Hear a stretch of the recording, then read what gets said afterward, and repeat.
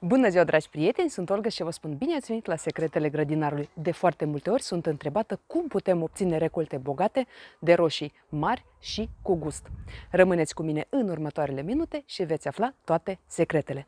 Între timp puteți să vă abonați la canalul meu, apăsați pe clopoțel și alegeți toate notificările ca să fiți notificați de fiecare dată când apare un episod nou. Și nu uitați să lăsați un like la acest video dacă acesta vi se pare util și interesant. Iar noi începem. Atunci când vorbim de îngrijirea unei plante și atunci când dorim să obținem recolte bogate, nu există o pastilă magică, adică nu există o soluție, indiferent că ar fi aceasta biologică sau chimică sau preparată în casă, care poate rezolva absolut toate problemele care pot apărea pe parcursul creșterii acestei plante. Nu există. Atunci când vorbim de cultivarea unei plante, trebuie să știm că trebuie să aplicăm o agrotehnică corectă. Ce înseamnă agrotehnică? Agrotehnică înseamnă totalitatea acțiunilor și inacțiunilor noastre legate de îngrijirea unei plante. Și atunci când vorbim de roșii, agrotehnică începe cu sămânță. Semințele pe care le alegem trebuie să fie, în primul rând, libere de boli. Ele trebuie să fie sănătoase și de calitate. Și atunci când alegeți soiul pe care îl doriți, trebuie de asemenea să o faceți cu grijă, pentru că este absolut clar și este logic că dacă doriți să obțineți roșii de tip inimă de bou, nu semănați semințe de roșii de tip sherry sau de tip cocktail. Aici este clar și cred că nu trebuie să mai vorbim nimic pe acest subiect. Trebuie să alegem acele semințe care provin de la un producător de încredere și ca să fim siguri că nu vom avea probleme cu aceste semințe. Și ca să fim siguri că aceste semințe sunt sănătoase, putem să le dezinfectăm înainte de semănat. Despre dezinfectarea semințelor în condiții de casă am un video, vă las linkul în descriere, puteți să îl vedeți mai târziu. Un alt moment extrem de important este momentul în care semănăm semințele noastre de roșii pentru producerea răsadurilor. În general, roșiile, în condițiile noastre climatice, pot crește și fără producerea răsadului, adică dacă le semănăm direct în pământ. Însă, în cazul acesta, recolta va fi puțin mai târzie și nu vom obține recoltă maximă, pentru că la un moment dat se va răci afară și va veni toamnă. Și de aceea cel mai bine este să producem răsaduri și în așa fel noi vom prelungi vara plantelor noastre. Aici de asemenea cred că este foarte clar. Momentul în care semănăm semințele noastre este extrem de important, pentru că știm deja foarte bine că perioada de răsad la roșii este între 45 și 60 de zile și dacă ne vom grăbi cu semănatul roșiilor, atunci riscăm ca plantele noastre, răsadurile noastre să fie îmbătrânite la momentul transplantării. Iar o plantă îmbătrânită va rodi foarte slab și în general va fi destul de slabă și există riscul ca ea se va îmbolnăvi sau va fi atacată de dăunători, ceea ce de asemenea va scădea recolta pe care o vom obține. Următorul factor extrem de important este condițiile în care vom ține răsadurile noastre. Răsadurile noastre au nevoie de câteva lucruri foarte simple, dar foarte importante. Primul lucru este substratul pregătit corect. Dacă substratul a fost pregătit corect, atunci și răsadurile noastre vor fi sănătoase și pregătite pentru viață de adult, atunci când le vom transplanta în grădină. Răsadurile noastre mai au nevoie de apă, de lumină și de temperatură. Și atât. Putem să nu le fertilizăm. Nu este obligatoriu să fertilizăm răsadurile noastre ca ele să fie mai mari, mai bine dezvoltate. Dacă substratul este pregătit corect și dacă oferim absolut toate condițiile necesare răsadurilor noastre, ele vor fi bine dezvoltate la momentul transplantării. Așadar, am ajuns la următorul moment extrem de important, este momentul transplantării. Roșiile se transplantează în grădină atunci când, 1, ele sunt pregătite pentru transplantare, adică au ajuns la acea vârstă de 45-60 de zile și atunci când condițiile meteo ne permit acest lucru. Atunci când temperatura aerului este peste 15 grade în timpul zilei și peste 10 grade în timpul nopții, atunci când solul are minim 12-15 grade, optim 16, poate 18 grade și atenție, temperatura solului se măsoară la acea adâncime la care plantăm roșiile noastre, adică la 12-15 cm sau poate până la 20 de centimetri. În cazul acesta, așa cum v-am mai spus și altădată, putem folosi un termometru, îl îngropăm și măsurăm temperatura solului. Și este extrem de important ca în acea perioadă în care transplantăm roșiile noastre, deja să nu există pericolul de îngheț, pentru că roșiile sunt culturi care sunt iubitoare de căldură și atunci când se întâmplă noaptea să fie foarte rece, riscăm ca plantele noastre să înghețe și pe urmă ele nu își vor mai reveni. Pregătirea solului pentru plantarea roșiilor este extrem de importantă. Solul trebuie să fie bogat în materie organică, solul trebuie să fie afânat și pregătit din timp. În momentul plantării, ce putem adăuga în acea groapă de plantare? Dacă dumneavoastră mulciți grădina în permanență, dacă folosiți siderate, dacă folosiți compost, atunci, în cazul acesta, nu trebuie să puneți absolut nimic în groapa de plantare, pentru că solul este bogat și roșiile se vor dezvolta foarte bine. Și este foarte important să nu exagerăm. Dacă, de exemplu, ați avut siderate, atunci nu mai adăugați compost, pentru că în cazul acesta poate fi exces de azot, de exemplu, și în cazul acesta nu este bine pentru plantele noastre care sunt proaspăt transplantate în grădină. De aceea alegeți ori compost, ori siderate. În cazul acesta puteți alege orice siderat. Pentru cei care nu știu ce sunt siderate, sideratele sunt acele plante pe care le cultivăm pentru îmbunătățirea calității solului. Despre siderate, de asemenea, am un video, de fapt am mai multe video, am un video mare în care am vorbit despre cele mai populare siderate. Vă las linkul în descriere, puteți să-l vedeți mai târziu. Udarea roșiilor este o procedură extrem de importantă. La plantare, roșiile se udă din abundență. Se folosește în jur de 3 litri per plantă. Pe urmă, în următoarele 5-7 zile, roșiile nu se mai udă. Cum spun eu, le lăsăm în pace. Și pe urmă le udăm la nevoie. În prima perioadă a vegetației, atunci când afară încă nu este foarte cald, cu siguranță ar fi de ajuns să le udăm cam o dată pe săptămână. Când afară începe să se încălzească, trebuie să le udăm mai des și cu cantități mai mari de apă. În cazul acesta, cantitățile și frecvența udării depind de tipul de sol pe care îl aveți dumneavoastră. Cu cât mai ușor este solul, cu atât mai des trebuie să udăm roșiile, cu cât mai greu este solul, cu atât mai rar va fi nevoie să le udăm. Dar totul depinde de acele condiții pe care le aveți dumneavoastră. În acest caz, totul este individual. De asemenea, există câteva proceduri extrem de importante atunci când cultivăm roșiile noastre și prima procedură este palisarea roșiilor. Palisarea roșiilor înseamnă legarea lor. Palisarea se poate face pe araci sau pe ață. Această ață se fixează, de obicei palisarea pe ață se folosește în sere și solarii. Această ață se fixează pe construcția solarului și în partea de jos ea se fixează pe tulpina, la baza tulpinii roșii și atunci roșia se învârte în jurul acelei ațe și cum crește roșia, noi continuăm să o învârtim în jurul acestei ațe și în cazul acesta ața va menține roșia noastră. Mai ales este foarte important atunci când avem roșii cu tip de creștere nedeterminată și trebuie să o facem mai des. Adică vom observa că roșiile cresc destul de repede și în cazul acesta trebuie să o facem poate o dată la săptămână, depinde de cât de repede cresc roșiile dumneavoastră. O altă procedură extrem de importantă este copilirea roșiilor. Copilirea roșiilor înseamnă ruperea sau tăierea lăstarilor laterali ca să rămână doar, de exemplu, doar tulpina principală sau putem lăsa 2 tulpini principale. În cazul acesta trebuie să lăsăm din start o distanță mai mare între roșii la plantare.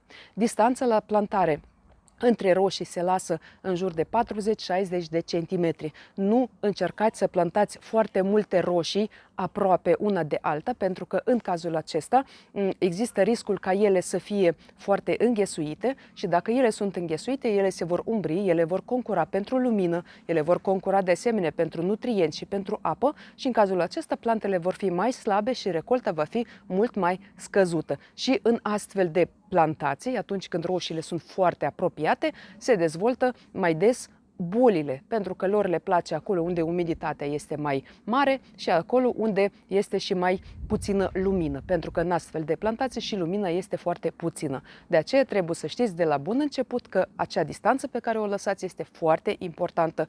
Nu fiți zgârciți și nu încercați să plantați cât mai multe roșii. Dacă roșiile sunt plantate corect, la distanță corectă și dacă ele sunt îngrijite foarte corect, atunci și recolta va fi foarte bogată și chiar dacă veți avea mai puține plante, randamentul plantelor va fi mult mai mare dacă ele sunt îngrijite în mod corect. O altă procedură importantă pe care o putem efectua atunci când cultivăm roșiile noastre este cârnirea roșiilor. Ce înseamnă cârnire? Cârnirea roșiilor înseamnă ciupirea vârfului de creștere a roșiilor atunci când sezonul se apropie de sfârșit și atunci când, de exemplu, în luna august-septembrie știm că mai avem o lună, de exemplu, și va veni frigul și avem roșii, avem gogonele pe plantele noastre, ca acestea să se coacă, trebuie să ciupim vârful roșiilor și atunci ea nu va mai crește, nu va mai înflori și toate puterile ei vor merge pentru coacerea acestor roșii, acestor gogonele care sunt prezente pe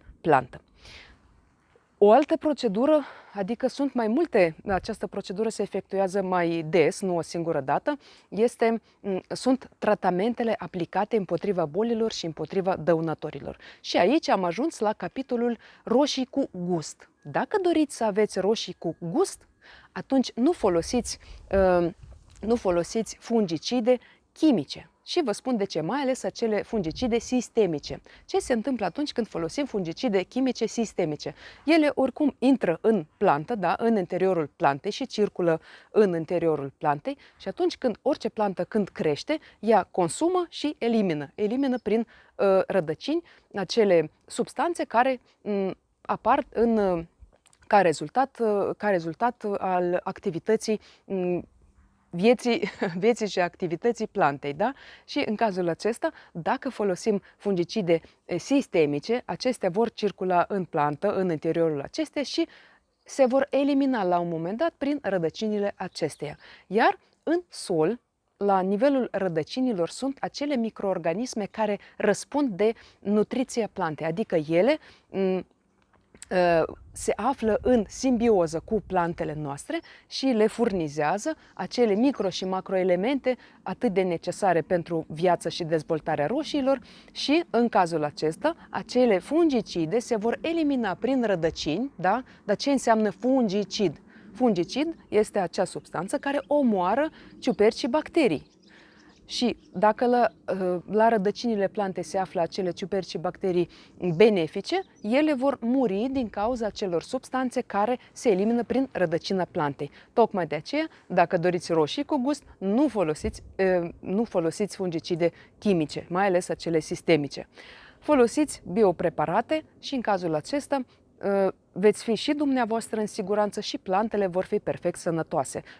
Fungicidele, dar și insecticidele biologice se folosesc odată la 10-14 zile și la nevoie. Dacă ați observat că planta dumneavoastră se îmbolnăvește, atunci primele frunze pe care le vedeți afectate le puteți tăia și stropiți plantele cu biopreparate și repetați tratamente la 3-5 zile până când observați că acele frunze care apar, acele frunze tinere, sunt curate și nu au semne de boală. Și pe urmă continuați tratamentele odată la 10-14 zile sau după ploi abundente. Mai ales în perioada ploilor sunt întrebată foarte des cum facem în cazul acesta. Dacă plouă, de exemplu, câteva săptămâni și nu avem posibilitatea să intrăm în grădină și să aplicăm tratamente, pentru că odată am stropit și pe urmă a venit iar ploaia a udat frunzele și acele substanțe s-au spălat și iarăși trebuie să repetăm aceste tratamente. În perioada ploilor, tratamentele se efectuează mai des și cu concentrații mai mici. De exemplu, dacă folosim 35 de ml de un biopreparat pe bază de Bacillus subtilis la 10 litri de apă, în cazul acesta puteți folosi 35 împărțiți la 2 și folosiți doar jumătate de acea substanță la 10 litri de apă, dar, în schimb, tratamentele se efectuează mai des. În cazul acesta, chiar dacă planta a reușit să se usuce, ați aplicat tratamentul și acel tratament a acționat timp de o oră, două, poate ați prins o fereastră, cum spunem noi atunci când nu a plouat, și acest biopreparat va funcționa și va acționa împotriva bolilor. Și pe urmă, iarăși, când mai prindeți o fereastră, când frunzele s-au uscat, iar din nou puteți să aplicați tratamente și în cazul acesta vă veți menține roșiile sănătoase. Cea mai periculoasă boală a roșiilor cu siguranță se consideră mană, dar pe lângă mană mai este și pătare cafenie, mai este și fuzarioză, mai este și septorioză și multe alte boli. Și tocmai de aceea trebuie să respectăm absolut toate regulile referitoare la cultivarea roșiilor. Trebuie să aplicăm tratamente preventive la timp, trebuie să palisăm roșiile la timp, trebuie să copilim roșiile la timp, de asemenea ca tufele să nu crească prea dese și în cazul acesta să nu existe aceste conglomerații de roșii și în cazul acesta să nu apară boli acolo între frunze și lăstari și de asemenea atunci când eliminăm copilii la timp, roșia nu va mai pierde acele puteri și acele substanțe nutritive pentru creșterea copililor, ea se va concentra strict la tulpina principală și acele fructe care apar pe aceasta. Și iată, așa putem obține recolte mai bogate. Trebuie să știți un lucru, cu cât mai mult lăsați copilii, cu atât mai mult poate întârzia recolta și poate întârzia coacerea fructelor. Iar dacă nu ați copelit roșia deloc, puteți să faceți un experiment, să vedeți când se vor coace roșiile. Cu siguranță ele se vor coace foarte târziu sau nu se vor coace deloc, depinde de clima pe care o aveți dumneavoastră în zona în care locuiți. O altă procedură foarte importantă este defoliere. Defoliere înseamnă eliminarea frunzelor. Foarte mulți grădinari o înțeleg în mod greșit și atunci putem observa roșii cu câteva frunze în vârf și în rest roșia stă goală. Este interzis. Nu se recomandă deloc să facem așa ceva pentru că frunza este bucătăria plantei. Acest lucru îl știm cu toții și dacă nu există frunze pe plantă, atunci fructele vor fi fără gust. Iată încă un lucru pe care trebuie să-l știm dacă dorim să obținem roșii cu gust. Defoliere se face treptat și doar la nevoie. Dacă observăm că frunzele de jos încep să se îngălbenească în mod natural, pentru că ele deja îmbătrânesc, ele deja au lucrat destul pentru această plantă, încep să se îmbătrânească și atunci toți nutrienții se mută din acele frunze în frunzele de sus și atunci ele îngălbenesc pur și simplu și putem să le eliminăm până la primul etaj. Mai mult nu se recomandă și nici nu este nevoie. Mai ales se recomandă eliminarea celor frunze de jos atunci când roșiile sunt în sere sau în soare, ca partea de jos, ca tulpina, baza tulpinii să se aerisească mai bine. Fertilizarea roșiilor. Roșiile de asemenea se fertilizează, chiar dacă avem un pământ, un sol bogat, nu strică, de exemplu, să aplicăm macerate la începutul sezonului, adică în prima perioadă a vegetației, de exemplu, până în acel moment în care roșiile deja încep să fructifice. Putem să folosim de 2-3 ori macerate pe bază de plante sau pe bază de bălegar sau pe bază de găinați. Despre prepararea maceratelor am un video, vă las linkul în descriere, puteți să vedeți toate detaliile acolo. Iar în a doua jumătate a vegetației, roșiile vor avea nevoie de potasiu, de calciu și de fosfor. Și în cazul acesta putem folosi, de exemplu, cenușă. Ori o presărăm în jurul plantei, ori putem să pregătim o soluție pe bază de cenușă. În cazul acesta, având în vedere că cenușa alcalinizează solul și dacă solul dumneavoastră este alcalin sau este neutru, atunci nu se recomandă să folosiți cenușă în starea ei naturală, ci faceți această soluție, cenușă cu oțet, un pahar de cenușă, un pahar de oțet, puneți într-o găleată de 10 litri și Pe urmă, turnați apă peste și așteptați ca această reacție să se termine, adică vor apărea bule, se va face spumă și când toate se așează, puteți să folosiți câte 1 litru per plantă și în cazul acesta planta va primi potasiu, planta va primi calciu și fosfor din această cenușă. O altă procedură extrem de importantă este mulcirea roșiilor. Pentru cei care nu știu, mulcirea înseamnă acoperirea solului cu orice tip de material. În cazul nostru ne interesează mulcirea organică, adică folosirea materialelor organice.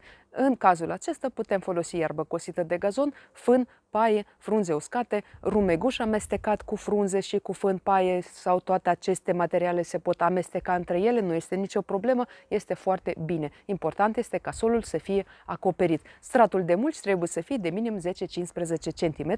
În cazul acesta, mulciul va proteja solul împotriva deshidratării, împotriva razelor solare, solul va fi mai umed, el nu se va usca foarte repede, nu va crăpa, roșiile noastre se vor simți absolut minunat și cel mai important lucru, acele microorganisme din sol se vor simți foarte confortabil și nu vor muri, pentru că dacă solul este uscat, atunci și microorganismele noastre vor muri și solul va fi mai sărac și ca rezultat roșiile nu vor fi atât de bine hrănite și noi nu vom obține recolte bogate. Și de asemenea, mulciul protejează straturile noastre împotriva buruienilor și în cazul acesta nu va mai trebui să săpăm, nu va mai trebui să plivim și ca rezultat va trebui să udăm mai rar roșiile noastre. Nu va fi nevoie să le udăm atât de des atunci când este foarte cald. Și atunci când este foarte cald, de asemenea, foarte important este să folosim plasă de umbrire. Plasa de umbrire va proteja roșiile noastre împotriva arsurilor solare. Arsurile solare nu este o boală, ci doar rezultat al acțiunii soarelui. Când soarele este foarte, foarte puternic, se ard frunzele, se ard fructele și acele fructe care au fost arse de soare nu sunt bune pentru consum, nu au niciun gust și în cazul acesta vom pierde o mare parte din recoltă. Ca să nu se întâmple acest lucru, folosim la timp acea plasă de umbrire. Eu folosesc plasă de umbrire de 35% dacă vă ajută. Poate la dumneavoastră este mai cald și este nevoie de o plasă de umbrire cu un procent mai mare de umbrire. Depinde de zona în care locuiți dumneavoastră. Nu se recomandă să folosim plasă de umbrire de la bun început, adică din luna mai, atunci când transplantăm roșiile noastre în grădină. Soarele nu este atât de puternic și în cazul acesta răsadurile trebuie să se dezvolte destul de bine. Atunci când temperaturile sunt peste 30 de grade, atunci deja trebuie să ne gândim să folosim plasă de umbrire. Dacă vom respecta toate aceste reguli, care sunt extrem de simple, care sunt legate una de alta, dacă ne vom gândi la ce își dorește planta și vom înțelege acest lucru, cu siguranță vom obține recolte bogate de roșii mari și cu gust.